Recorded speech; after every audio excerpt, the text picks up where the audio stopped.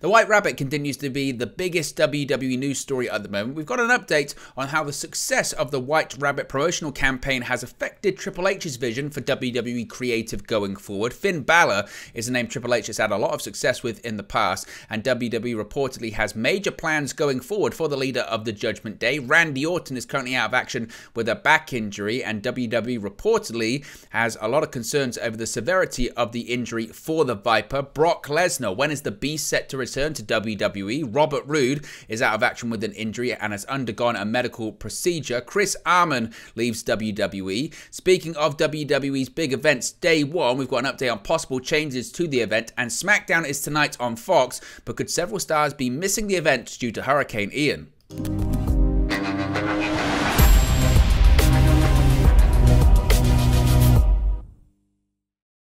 Hey guys, welcome back to Wrestling News 365. Hope everyone is doing very well. As always, there are plenty of news stories to get into in the world of WWE, and as you just saw with that intro, we have got a ton of stories to get into today.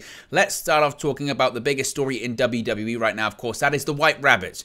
We've spoken about this extensively. We spoke yesterday about when it's actually going to be revealed who indeed is the person behind the White Rabbit cryptic teasers, vignettes, clues, QR codes, zip codes, etc. We spoke yesterday. The expectation and the previous plan was that the White Rabbit indeed would be revealed in a couple of weeks' time at Extreme Rules on Saturday, October 8th. And spoiler, the expectation is that the White Rabbit will indeed be the revelation that the Fiend Bray Wyatt is back in the company. But let's talk about the success of this. Of course, as I mentioned, social media is still buzzing.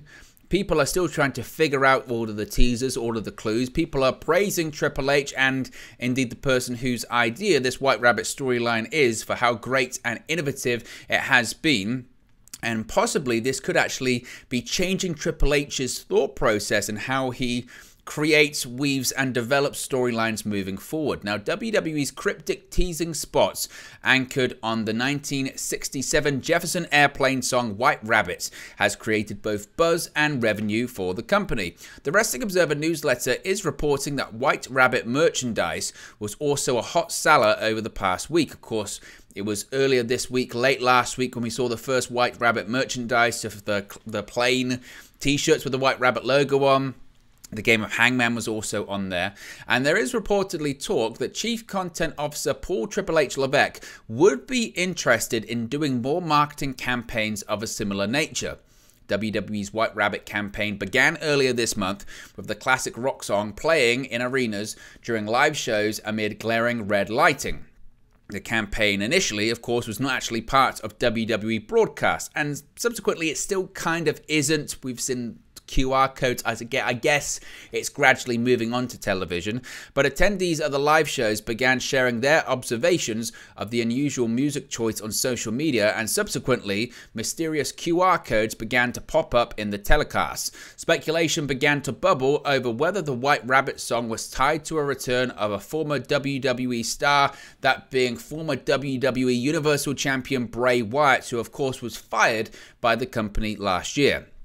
Additional theories. We've done several videos on additional theories, but additional theories have percolated, of course, in recent days as well, with White Rabbit connections tied to Karrion Kross. Other names such as Edge, Judgment Day, Finn Balor, etc. have also come up.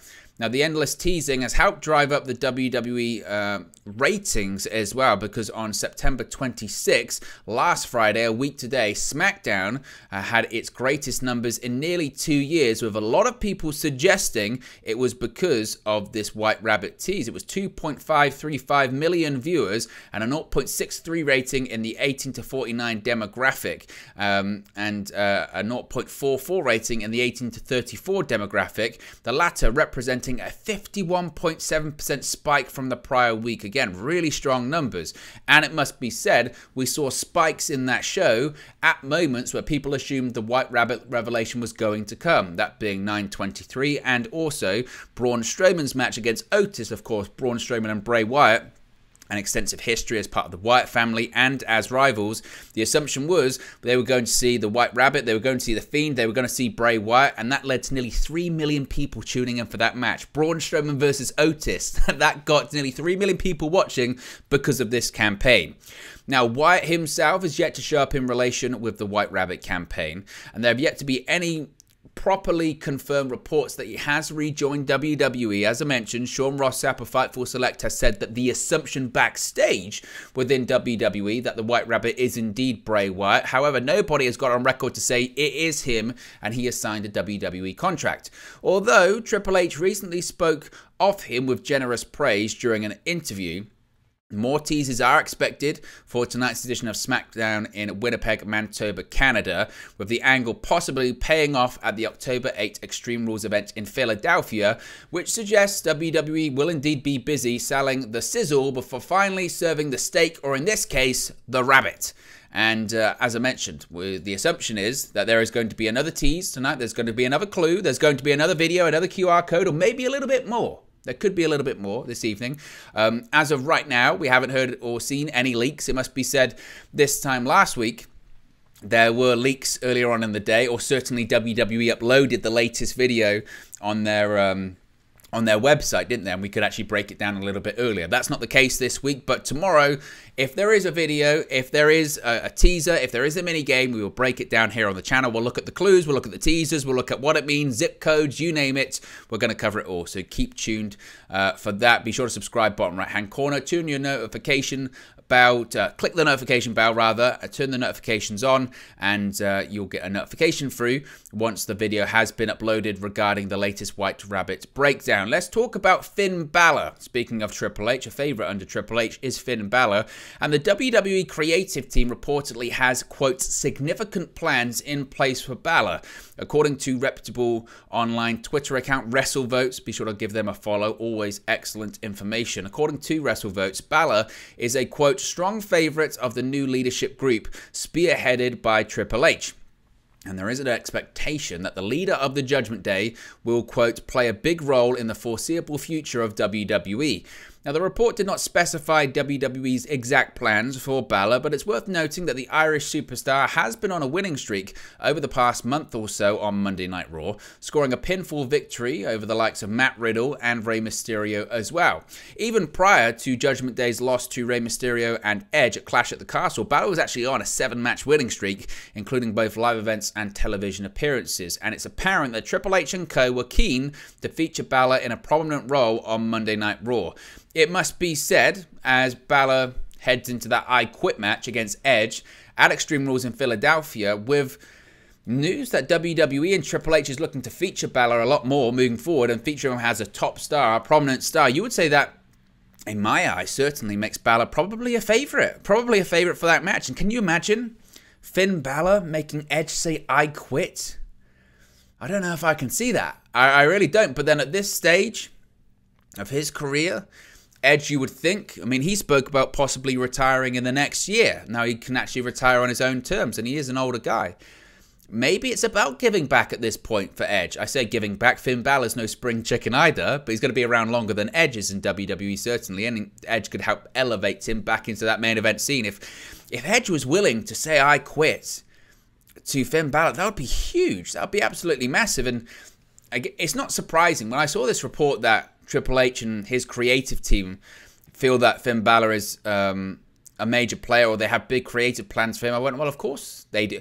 We've seen Triple H's vision for creative in WWE on the main roster, and that is, these guys worked for me in NXT, I will do this on a bigger scale. I now have the budget, I now have the audience of the main roster, I saw this can work on a smaller scale, I'm confident it can work on a bigger scale.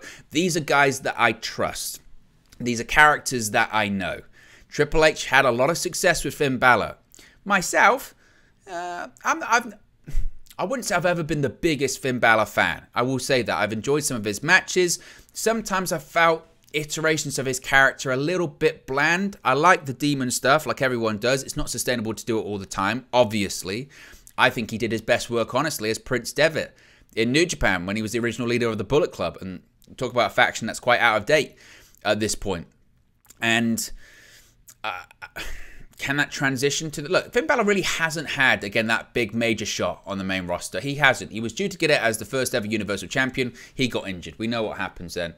And then ever since then, he's never really got back there. It felt like maybe he lost the trust of Vince McMahon. Vince was never going to be a big fan of him as well. Smaller guy, whatever, accent. But Triple H, you could argue, NXT was maybe its most successful when Finn Balor was the champion for that brand for nearly a year. Right? During that 2015 period, 2014 into 2015, that you could say is the golden age of NXT. I mean, I would say it's probably a bit longer. The golden age of NXT for me is 2014 to say 20, let's say 18. That 4-year period, maybe a little bit less, maybe 2017, 2018. I'd say that 4-year period. And Finn Balor was the champion from 2015 to sort of 2016-ish. So I can understand why Triple H would have big plans for him. And hopefully, as I mentioned, they can do great things on the main roster. Let's talk about Randy Orton. We haven't seen Randy Orton for a little while, and it's because he's injured. And this injury is more severe than maybe we thought. Of course, it was announced back in May of this year that Randy Orton had suffered a serious back injury, which would likely keep him out of action for the rest of 2022. At the time of the injury, it was reported by Sean Ross Sapp of Fightful Select about the severity of the injury, saying, quote, Fightful has learned that Orton has been dealing with a back injury for quite some time. We are told that things have gotten progressively worse, and WWE fears that Orton will be forced to undergo surgery. WWE sources that we spoke to said that if that happens, Orton would likely be out of action for the rest of 2022. Well, in an update, several months on, things don't seem to be looking any better for the Viper, with the latest Wrestling Observer newsletter noting, quote, there is a lot of concern regarding Orton's back injury and its severity. Now, of course, Orton's absence is always going to be felt on television. He was in the middle of the program where he was teaming with Riddle. They lost the titles to the Usos. Undisputed Tag Team Championships were formed. I mean, it was a bad time as well because... it's amazing to think what could have been earlier this year. But remember that Money in the Bank was meant to be a stadium show in Vegas, Allegiant Stadium. Didn't happen because the ticket sales weren't good. But the main event for that show was going to be Riddle versus Roman Reigns, Undisputed Universal Championship. Show didn't happen in Allegiant Stadium because of bad ticket sales. So they did it at the MGM Grand Garden Arena. The Riddle versus Reigns match happened on SmackDown instead. Okay, but the main event planned for SummerSlam, prior to Brock Lesnar versus Roman Reigns happening again, the original main event plan, according to reports, was to do Roman Reigns versus Randy Orton. These were going to be Reigns' opponents through the summer. It was mapped out. It was going to be Riddle at Money in the Bank, it was going to be Randy Orton at SummerSlam, and it was going to be Drew McIntyre at Clash at the Castle. 3 consecutive stadium shows. Now, of course, that didn't happen, and in there somewhere, the WWE chairman, Vince McMahon, retired/resigned. That all happened in there. And it's kind of, not that Randy Orton's injury got lost in that, but it's just amazing to think what was meant to happen, what could have been, and eventually what did happen in the end. And, you know, it wouldn't be the first time as well Randy Orton's had a back injury. I recall around 2012, 2013, I believe it was, Randy Orton had some back troubles. And it's a concern. This guy has been one of the, you know, talk about a guy that has had so much longevity in WWE. And I remember back in 2003, 2004 time, there were concerns about his shoulders because he's got these shoulder issues and how long would his career be able to last then. And the fact that he's been around for 20 years at a consistent level, at a high level, where the people he debuted with, they had great long careers, but he's still going. So the concern is with a back injury is, again, how severe is this going to be? When can he come back? His absence clearly, again, is felt. It's always going to be, but I would say maybe, you know, there's no need to rush back at this point. When you're at this time of the year as well, a lot of big shows have gone. If he's not going to be back for Survivor Series, let's just go Royal Rumble. You know, write the year off. We might as well at this point. Write the year off. Royal Rumble. As I mentioned, he would be a great opponent for Roman Reigns. Has Reigns faced Orton in this title reign? I don't think he has, for the Universal Championship. So that's an opponent to save for the future. You don't need to rush into it now. And the important thing is that he gets healthy. So fingers crossed he does get healthy soon. Speaking of Brock Lesnar, we touched on him in a minute ago there regarding that SummerSlam match. We might have an update on Brock Lesnar's return to WWE. We have an update on his return following, of course, his SummerSlam loss to Roman Reigns. In the main event of SummerSlam, Roman Reigns defeated Brock Lesnar once again, this time in a last man standing match to retain his undisputed Universal Championship. Now, this was Lesnar's third straight singles defeat to the Tribal Chief, following losses at Crown Jewel last year and, of course, at WrestleMania in that title unification bout earlier this year. Now, after the show, Lesnar tipped his hat to the crowd, leading to speculation that he was going to be gone from WWE for good, of course, but that's not going to be the case. Lesnar has been featured prominently on advertising for WWE Day One, indicating he'll be in action on the January 2023 show. Per Dave Meltzer, in the latest edition of the Wrestling Observer newsletter, WWE Day One 2023 is the next US show that Lesnar is currently listed for. Meltzer also revealed that WWE is debating moving that that event to another date. We're going to touch on that later on, but I do find the wording there curious, that the feeling is that that's his next US date. Emphasis on US, because does WWE just happen to have another big stadium show that's happening outside of the US anytime soon? Oh, yes. Yes, a Saudi show. And Brock Lesnar has appeared on every single Saudi show. I don't expect that streak. I know Brock Lesnar has broken streaks in his career. I don't expect that to be one streak that is going to be broken. I do think that that Brock Lesnar is indeed going to be wrestling on that Saudi show. I'd be really surprised. I'd be stunned if he didn't. That's the money-making area, and Brock's about making money. So whilst we might not see Brock return to television, I wouldn't be shocked if he appears at that event or something is set up that he's just going to wrestle at that event. You know, remember, in the early days of those Saudi shows, they would just say so-and-so is going to appear and wrestle a match. They would never appear on television. They would just wrestle that match. So they can do that with Brock. So we'll see if there's any announcement about the Beast. Robert Roode, we haven't seen Robert Roode in a while. Speaking of people we haven't seen in a while, it appears that Raw star Robert Roode underwent a medical procedure during a recent visit to Birmingham, Alabama. Now, Roode's tag team partner Dolph Ziggler has had a presence on Raw since returning to the brand following his brief run on NXT, but Roode hasn't been seen on WWE programming since June. It looks like the reason for Roode's absence could be a medical one. Roode took to his Instagram account to reveal that he is hopeful after meeting with doctors at Southlake Orthopedics and Andrews Sports Medicine, saying, quote, "Heading home after what is hoped to be a successful trip to Birmingham, Alabama," Roode wrote. "Big thank you to Southlake Orthopedics and Andrews Sports Medicine for taking great care of me this week, especially to the first-class medical staff of Dr. Michael Ellerbush, Dr. Andrew Cordova, and Dr. James Carnell."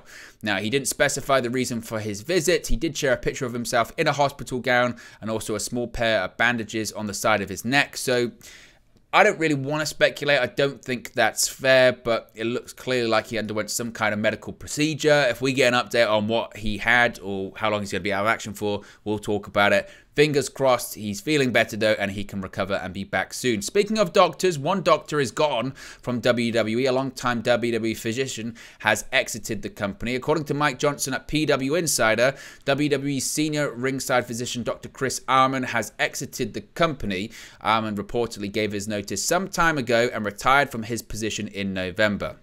He had been with the company a really long time. Since May of 2008, he oversaw the medical care of other ringside physicians and athletic trainers on staff for WWE and NXT. He is still, as of right now, listed on the corporate website of WWE. But, of course, he's most famous for being the guy who was shot on by CM Punk in that infamous Art of Wrestling podcast with CM Punk and Colt Cabana. It then led to Arman famously unsuccessfully suing Punk and Cabana for defamation based on comments made by Punk on Cabana's podcast, where Punk stated that Arman was responsible for Punk suffering an MRSA staph infection and blamed Arman for providing medical treatment that caused a large lump on Punk's back to worsen. In 2018, a jury ruled in favor of Cabana and Punk. If we have any more details on the departure of Arman, we'll talk about it here too.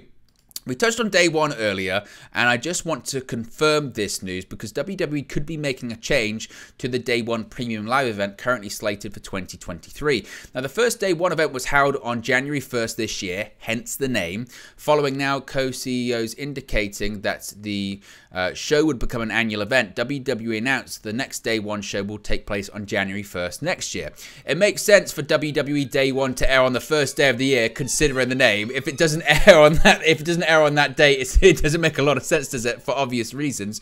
Per Dave Meltzer, though, in the latest edition of the Wrestling Observer newsletter, WWE is thinking about moving the show to another date, noting that WWE still plans for the show to air from the State Farm Arena in Atlanta. Meltzer wrote, quote, "A decision will be made this week regarding the date of Day One pay-per-view show. Right now, the show is scheduled for January 1st at the State Farm Arena in Atlanta. There is talk it could be changed, and the announcement will be made next week if that's the case, although we were told that either way it would remain in that building." Of course, as I mentioned, that's the show that Brock Lesnar is next scheduled for in the United States. If it's moved to another date, it can't be day one. Is it going to be day 3? Day 4, day 5, or they're just going to move it to something else? Maybe New Year's Revolution once again. That was always in the early stages of the year and always featured the Elimination Chamber as well. Maybe they'll go towards that. Finally, of course, SmackDown is tonight on Fox, and several stars could be missing SmackDown due to the events of Hurricane Ian. An update has emerged on tonight's episode of SmackDown following the company concerns due to Hurricane Ian. As I mentioned previously, Hurricane Ian, nearly a Category 5 hurricane, very close. It was a Category 4 one, and I think everyone has seen the images on social media. Horrifying. Thoughts and prayers go out to everyone affected by that. It has left over 2 million people in Florida without power. Many WWE stars, of course, reside in Florida, with a performance center located in Orlando. Following reports that the situation had WWE worried about plans for this week's SmackDown taping in Winnipeg, Dave Meltzer has reported that some talent booked for the show will not be able to travel to the taping, indicating that the show won't go ahead as originally planned.